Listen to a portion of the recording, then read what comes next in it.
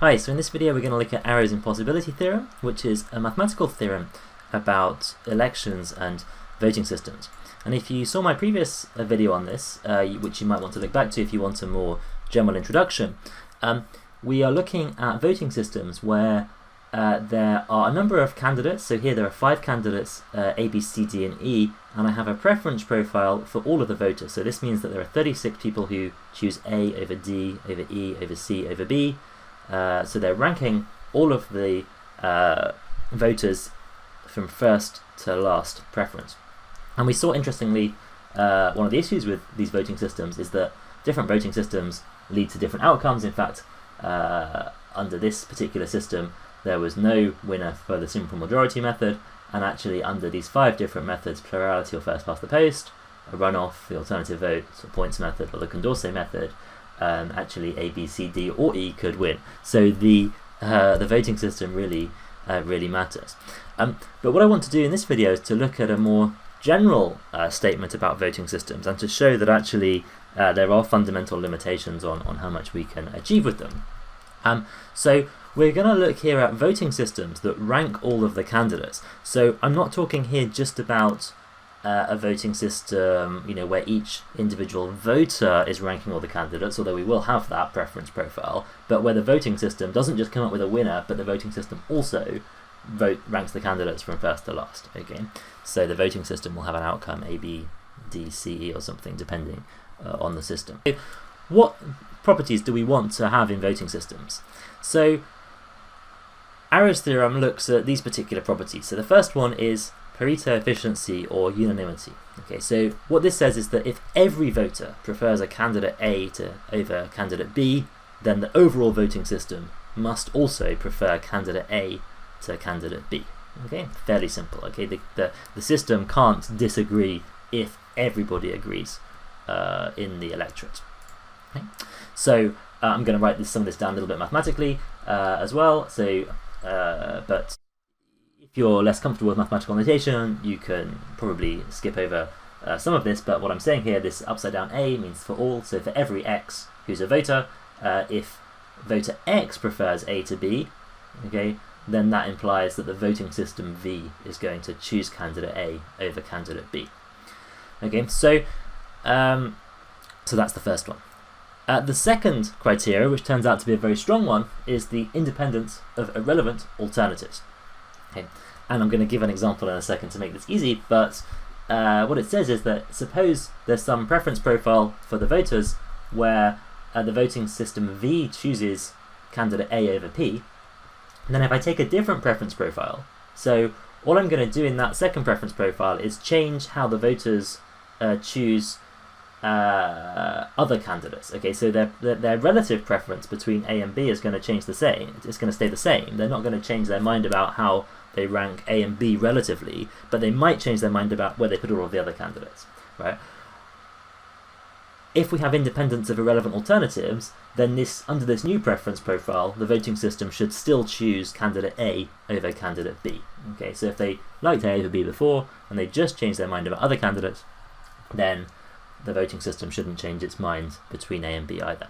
And again, if you want to write that down formally here, you can say that for every voter X, whenever, if it's the case that a preference profile P and P primed make the same, voters have the same relative choices between A and B, then that implies that the voting system also chooses A over B in the same way under the 2 preference profiles. Okay, you can stare at the mathematical notation for a little while to get your head around it if you want to.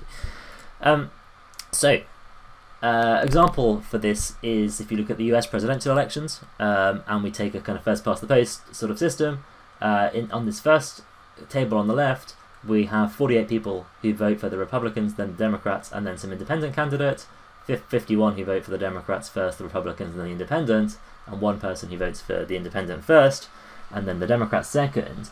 So if I change the preference profile here, so that actually 4 people who were in this second column now move to the third column. So 4 people who voted for the Democrats before first now vote for the independent candidate, but they haven't changed their mind about the relative position of the Democrats and the Republicans, right, the two main parties in the US.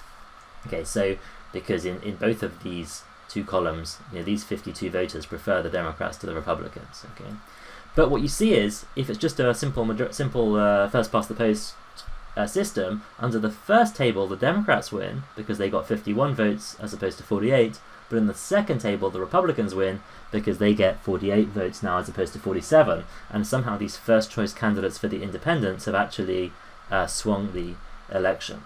And again, people talk about independents in US elections a lot and what their impact is, and the reality of politics is more complicated than just the voting system in this way, but this is the sort of thing that maybe we would like to avoid in our election system. Turns out to be very, very hard to do that. So we can see here effectively that in the first that this independence of irrelevant alternatives criteria is not satisfied. Okay, and I've just written that mathematically below, but again, we can you can look at that carefully if you want to. So now the third criteria I'd like to have is that there are no dictators in the election, right? And what that means is there's not just one person who can really determine the election. Okay, so in order to give the proof here, I'm going to have to talk about firstly pair dictators and then overall dictators. So voter X is going to be a pair dictator for candidates A and B if whenever voter X prefers A to B, that automatically implies that the voting system V prefers A to B. Okay, i.e. X's choice alone determines where A and B sit in the ranking of the voting system. Fairly straightforward. Then X is a dictator for the whole system if they're a pair dictator for all pairs of candidates in the election, i.e. effectively X's choices just determine the outcome of the election.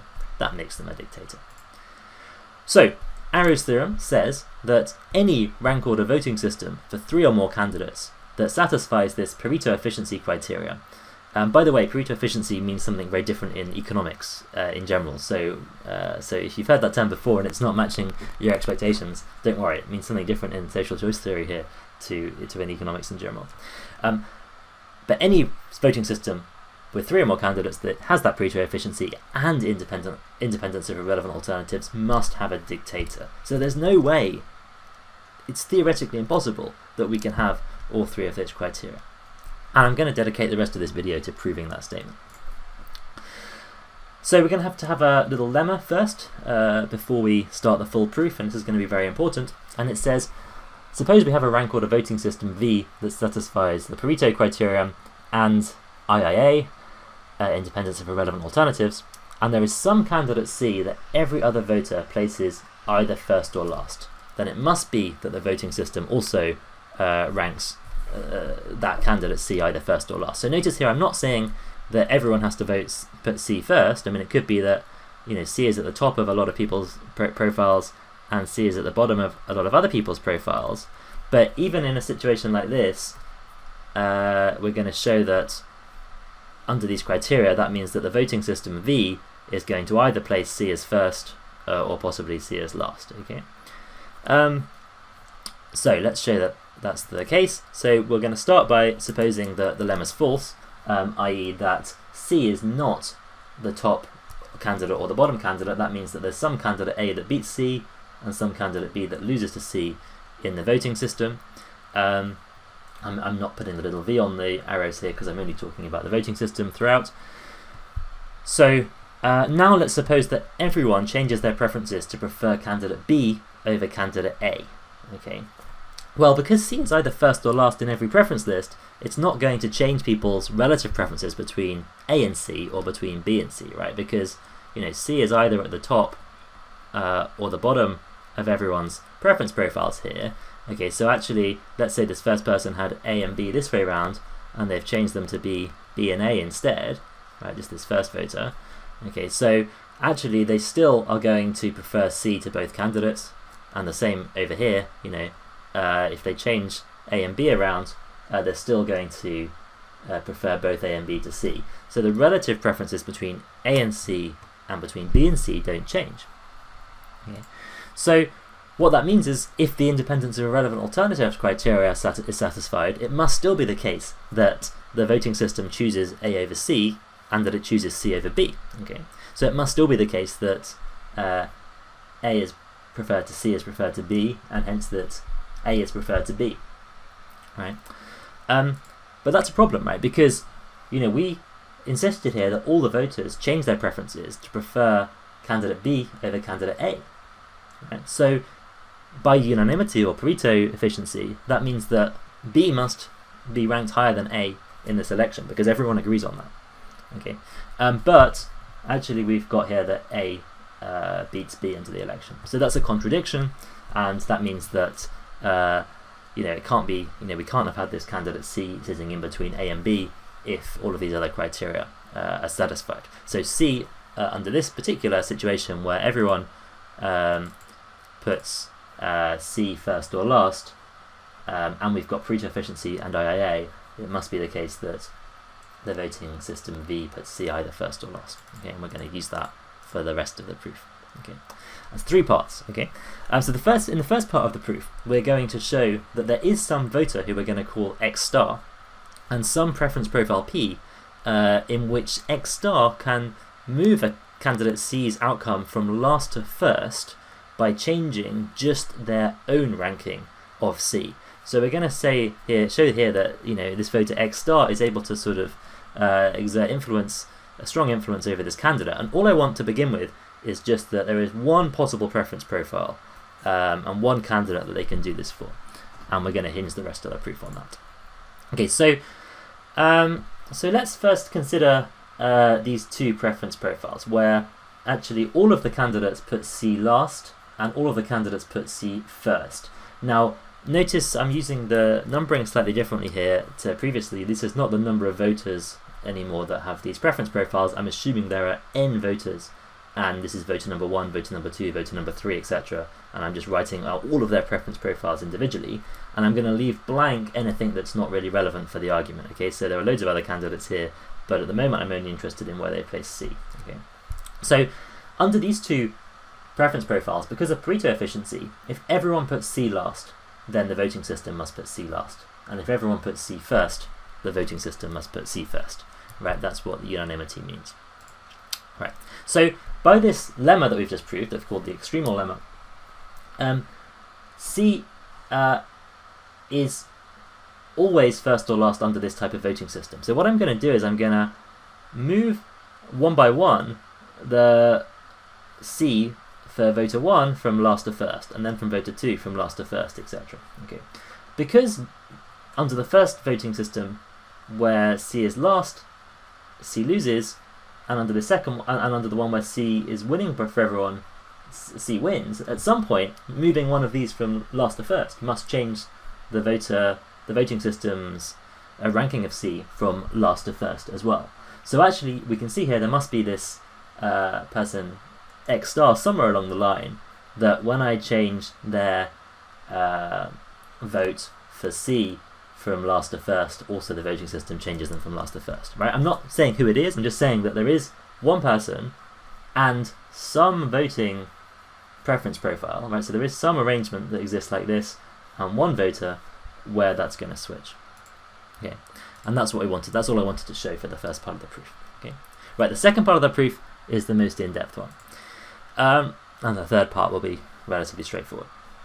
Okay, so in the second part, what we're going to show is that this voter X star is actually a pair dictator for every pair of candidates A and B that does not involve C. Okay, so this same one that we were talking about in part 1 is going to be able to determine where A and B rank in the election.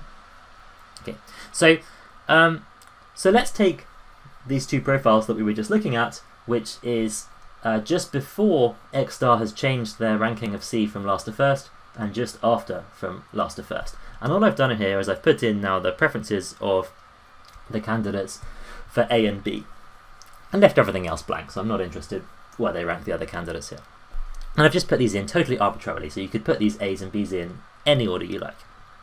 Okay, and we're going to call these profiles 1 and profile 2. And what I'm going to do is I'm going to create a third profile, profile 3, from the second profile by moving A to the top of X star's ranking.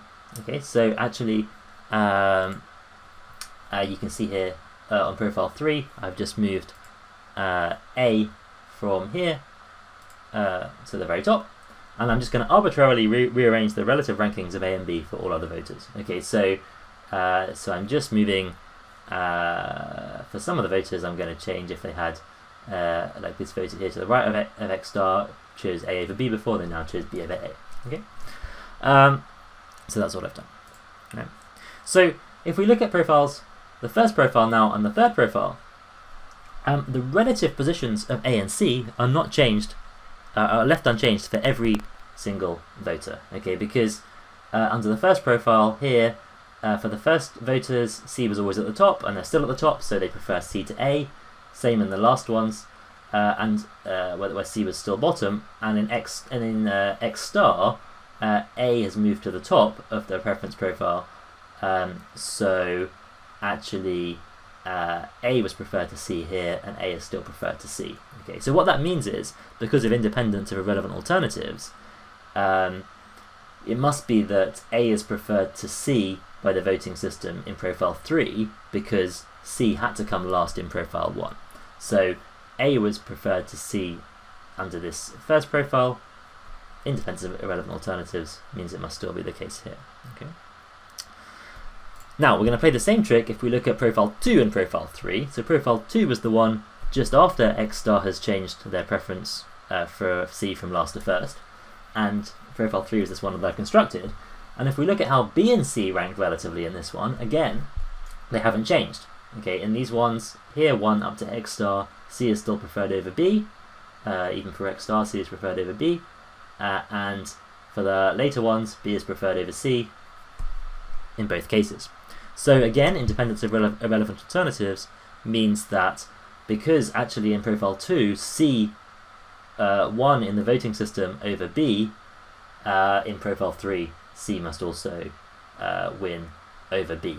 Okay, so we've shown in these two arguments that actually in this third profile, A is preferred to C, and also C is preferred to B. Okay, so the voting system chooses the ordering A, C, B when people vote, as in profile 3, and so that means that actually A is preferred to B in profile 3. And that's going to be really important. So I'm just going to create one last profile, profile 4, from this third profile, and this will prove the main part of the theorem. So bear with me. Profile 4 is created from profile 3 by moving C arbitrarily in every other voter's ordering, keeping other positions the same. Okay, so I'm now just going to take C in all of these voters' orderings and just put it anywhere. Okay, so I've just moved C around, as you can see, and I'm also going to move A to an arbitrary position above B in X star's ranking. Okay, so I can move A in X star's ranking here, but I'm just going to make sure it stays above B. Otherwise, it can go anywhere, right? And it's important I'm allowed to do all of this arbitrary moving around. Okay, because what we can see is that in profile 4, actually all the voters apart from X star have totally arbitrary preferences, right? To begin with, I put A and B in it arbitrarily, and then I switched them around arbitrarily, and I've put C now in an arbitrary position for all of them as well. Okay, and for voter X star, they have an arbitrary preference apart from the fact that A is ranked above B. Okay, so again, all I've insisted here is that A stays above B, but A and B could have been anywhere in this ranking now, as long as A is above B, and C I've also just moved arbitrarily. Okay, so the only thing that's special about profile 4 is that A is preferred to B by X star. Right, that's the only thing that we've insisted. Otherwise, it's a totally arbitrary preference profile. Right? But what we just did to go from profile 3 to profile 4 didn't change the relative positions of A and B for any voter. Right? All I did was I moved C around for everyone, and I moved A for X star, but I didn't move it below B. So A and B have stayed in the same ordering in profile 3 and profile 4. Okay, but in profile 3 we saw that A beats B, and so by independence of irrelevant alternatives, in profile 4 A must beat B as well. Okay, so we've got two things here, right? We've got that profile 4 is totally arbitrary, except for the fact that x star prefers A to B, and we must have in this under this voting system that it chooses A over B. So that means that x star is a pair dictator for any pair A and B that doesn't involve C, because effectively what we've shown here is that however x star ranks A and B, the voting system must rank A and B, regardless of whatever else everyone else is voting for. That's all arbitrary. Whatever they do, if x star prefers A to B, the voting system chooses A over B. So it's a pair dictator. Okay. So we're almost finished with this proof actually. We've shown that this pair dictator exists. And just to finish the proof, I need to show that x star is a full dictator for the system. So not just that they are a dictator over pairs that don't involve my candidate C, but also over ones that do involve the candidate C. Okay. So we've already shown it for the pairs that don't involve C. We just need to extend that a little bit. Okay. And it's actually a fairly simple end here if you've been paying attention. So firstly, we just consider the pair with our special candidate C with some arbitrary candidate A, okay, and then think about a third candidate B, right? Now, okay, we focus this whole proof on candidate C, but in a sense, there's nothing special about A, B, and C here, right? I mean, I could repeat the whole argument that I've just made and show that there is some voter who I've called x double star here, who must be a pair dictator for every pair that doesn't involve B. Okay, there's a pair dictator for every pair that doesn't involve C. Same argument, pair dictator for every pair that doesn't involve B. So in particular, it must be a pair dictator for A and C, okay, because that's a pair that doesn't involve B. So what I need to do now is show that this guy x double star is the same voter as x star. And if you think about it, really it must be, okay, because if we go back to the first two profiles, profile 1 and profile 2, we definitely know that at least in that condition, x star was able to move C from last in the voting preferences to first in the voting preferences. Okay, so if there was someone else who was dictating the relative rankings of A and C, this couldn't happen, right?